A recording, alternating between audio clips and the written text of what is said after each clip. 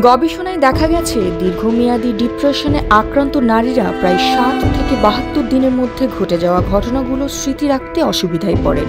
একটি উল্লেখযোগ্য গবেষণায় দেখা গেছে হতাশাগ্রস্ত নারীদের হিপোক্যাম্পাসের আকার উল্লেখযোগ্যভাবে ছোট হয়ে যায়, যা মস্তিষ্কের সেই অংশ যা স্মৃতি সংরক্ষণ ও নতুন তথ্য প্রক্রিয়াকরণের জন্য দায়ী।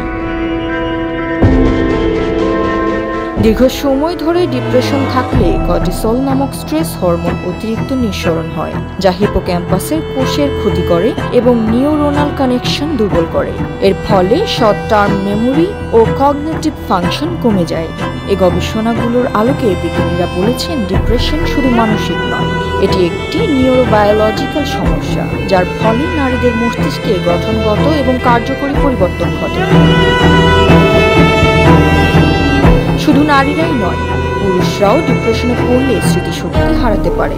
তবে গবেষণায় দেখা গেছে নারীরা এই সমস্যায় তুলনামূলকভাবে বেশি ভোগেন। তাই নারীদের মানসিক স্বাস্থ্য নিয়ে সচেতনতা ও চিকিৎসা গ্রহণ অত্যন্ত জরুরি। আর এই জ্যোতি দৃষ্টি ২৪।